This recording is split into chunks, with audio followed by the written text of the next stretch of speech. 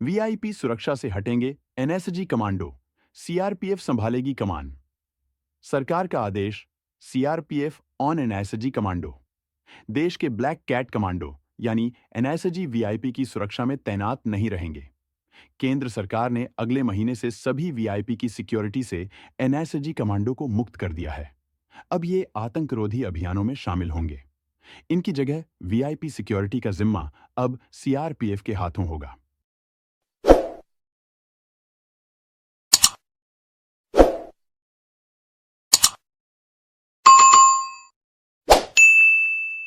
केंद्र सरकार ने आदेश दिया है कि सभी वीआईपी सिक्योरिटी ड्यूटी से एनएसजी कमांडो को हटा लिया जाए, क्योंकि इनका इस्तेमाल सिर्फ आतंकवाद विरोधी अभियानों के लिए किया जाएगा। जिन वीआईपी लोगों को बहुत ज्यादा खतरा है, उनकी सिक्योरिटी का कमान अब सीआरपीएफ के हवाले होगा। अगले महीने से आदेश लागू हो जाएगा। संसद की सुरक्षा से सेवा मुक्त हुए सीआरपीएफ जवानों को स्पेशल ट्रेनिंग दिलाकर उन्हें सीआरपीएफ वीआईपी सिक्योरिटी विंग में भेजा गया है। इसके लिए नई बटालियन बनाई गई है।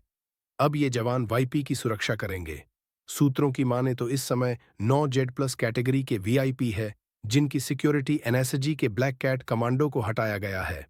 एनएसजी का मतलब है नेशनल सिक्योरिटी गार्ड, राष्ट्रीय सुरक्षा गार्ड, गार्ड। यह भारत की एक विशेष कमांडो फोर्स है, जिसे आतंकवादी गतिविधियों, आतंकवादियों को रोकने और बंधकों की सुरक्षा के लिए तैयार किया गया है। एनएसजी की स्थापना 1984 में भारत सरकार ने की थी, खासकर आतंकवादी घटनाओं का सामना करने के लिए। इसे ब्लैक कैट कमांडो भी कहा जाता है, क्योंकि इसके कमांडो काले रंग की वर्दी पहनते हैं। राजनाथ और योगी समेत इन वीआईपीज के पास एनएसजी की सिक्योरिटी ये है।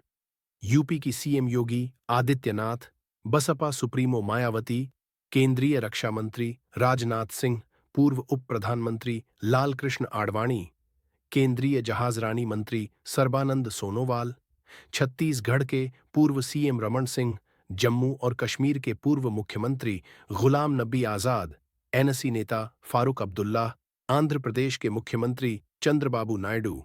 अब इनके पास से एनएसजी कमांडो हट जाएंगे। सीआरपीएफ सिक्योरिटी विंग कमान संभालेगी। सीआरपीएफ के पास 6 सिक्योरिटी बटालियन अब 7वीं बनाई गई। सीआरपीएफ के पास पहले से 6 वीआईपी सिक्योरिटी बटालियन मौजूद है।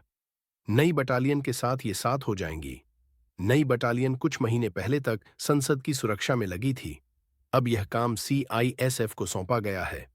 राजनाथ और योगी के पास advanced security licence ASL protocol है, जिसे अब सीआरपीएफ ने टेक ओवर कर लिया है।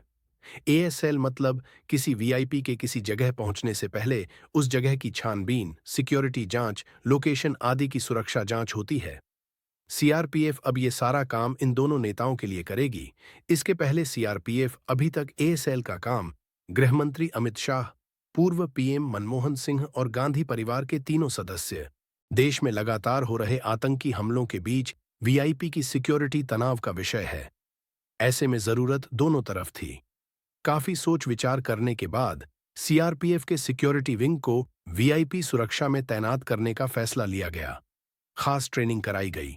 एनएसजी को अब आतंकरोधी मिशन में ही तैनात किया जाएगा। सरकार की योजना है कि एनएसजी कमांडो में से चुने हुए जवानों की खास एलीट फोर्स बनाई जाएगी, जिसे स्ट्राइक टीम कहा जाएगा, ताकि हाई रिस्क एरिया की सिक्योरिटी या आतंकी हमले का जवाब देने लायक टीम बन सके। ये टीम अयोध्या के राम मंदिर समेत देश के सभी महत्वपूर्ण इमारतों की सुरक्षा भी करेगी। एनएसजी को 2 दशक पहले वीआईपी सिक्योरिटी में लगाया गया था। क्यों दुनिया की सबसे खतरनाक फोर्स में गिनी जाती है NSG? National security guard, national security guard NSG का आज 40वां स्थापना दिवस, 40वां राइजिंग डे है। ये देश की बेहतरीन कमांडो फोर्स है। इसके एक एक कमांडो दर्जनों दुश्मनों पर अकेले भारी पड़ते हैं। सिर्फ आतंकियों को मारना ही इनका मुख्य काम नहीं है, ये होस्टेज स्थिति भी संभालते हैं, सीक्रेट मिशन करते हैं, सर्जिकल स्ट्राइक या फिर युद्ध से पहले जासूसी करनी हो, आसमान, जमीन या फिर पानी, कहीं भी ये दुश्मन को मौत दिखा देते हैं। ये मारने और मरने दोनों के लिए तैयार रहते हैं। एनएसजी कमांडो फोर्स ही देश के ब्लैक कैट्स हैं। इस फोर्स में 10,000 से ज्यादा कमांडो हैं। इसमें देश के किसी भी सैन्य, अर्धसैनिक बल या पुलिस से जवान शामिल हो सकते हैं। इनकी ट्रेनिंग 14 महीने की होती है। ये हाईजैकिंग रोकने, बम का पता लगाने जैसे अन्य कार्यों के लिए भी तैनात किए जाते हैं। इसका ध्येय वाक्य है सर्वत्र सर्वोत्तम सुरक्षा। एनएसजी के पास तेजी से कार्यवाही करने की क्षमता होती है। वे किसी भी स्थिति में बहुत कम समय में पहुंच सकते हैं और मिशन को अंजाम देने में कुशल होते हैं। मानसिक मजबूती और अनुशासन। एनएसजी के कमांडो मानसिक रूप से बेहद मजबूत और अनुशासित होते हैं। उन्हें यह सिखाया जाता है कि विपरीत परिस्थितियों में भी शांत बने रहें और ध्यान केंद्रित रखें। एनएसजी मुख्य रूप से आतंकवादी हमलों, बंधक स्थिति और हाईजैकिंग की स्थितियों में काम करती है। इसने मुंबई के 26 नवंबर हमलों और पठानकोट एयरबेस हमले जैसी घटनाओं में महत्वपूर्ण भूमिका निभाई थी।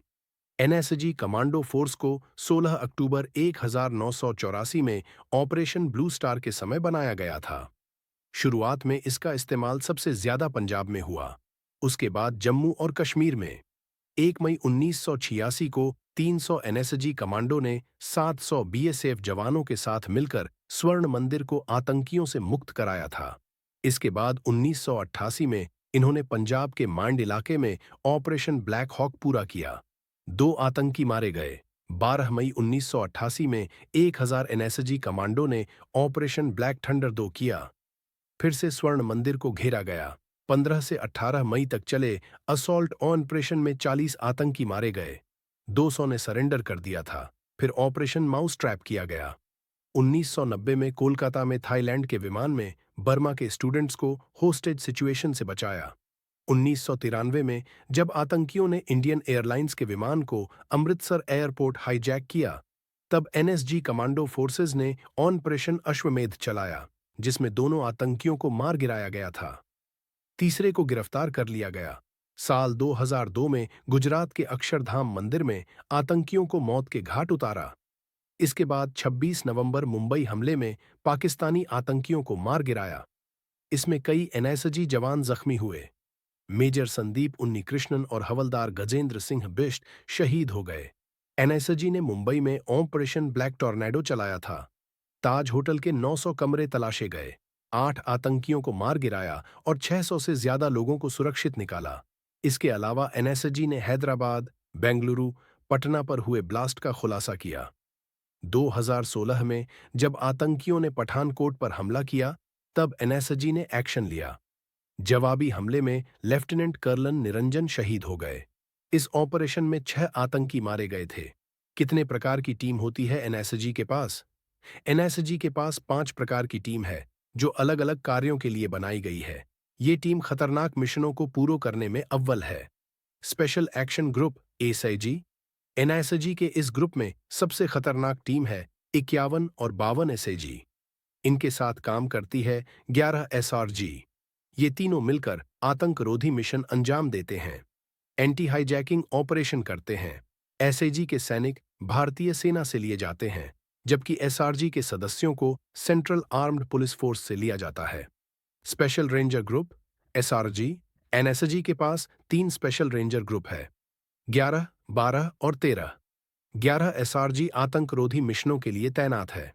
इनकी भर्ती BSF, ITBP, SSB, CRPF, CISF, Assam rifles से होती है। Special composite group SCG. यह ग्रुप भारतीय सेना और अर्धसैनिक बलों के मिश्रण से बनाई जाती है। इनका मुख्य काम आतंकियों से लड़ना है। इनकी तैनाती है मुंबई, चेन्नई, हैदराबाद, कोलकाता और गांधीनगर में है। Electronic support group ESG. ये ग्रुप मानेसर में तैनात रहती है। यह अपने अन्य कमांडो समूहों को कम्युनिकेशन और टेक्नोलॉजिकल सपोर्ट प्रदान करती है। National bomb data centre NBDC. ये ग्रुप बम को डिटेक्ट करने, उन्हें निष्क्रिय करने का काम करती है, या फिर कहीं बम धमाके हो जाते हैं तो उन घटनाओं की जांच करने में मदद करते हैं। इन्हें खास तरह की एक्सप्लोसिव इंजीनियरिंग की ट्रेनिंग कराई जाती है। एनएसजी कमांडो के पास Glock 16 pistol, SIG SG 55 assault rifle, Beretta AR 70-62 assault rifle, Franchi SPS 15 शॉटगन, M249 light machine gun, Heckler and Koch sniper rifle, Tavor bullpup rifle, Barrett sniper rifle, Heckler and Koch submachine gun, SIG submachine gun, Glock के खंजर, corner shotgun होते हैं। NSG commando को जरूरत पड़ने पर तुरंत भारतीय वायुसेना का ट्रांसपोर्ट विमान मिलता है। इसके अलावा इनके पास अपने बख्तरबंद वाहन और टैक्टिकल लैडर ट्रक भी होते हैं।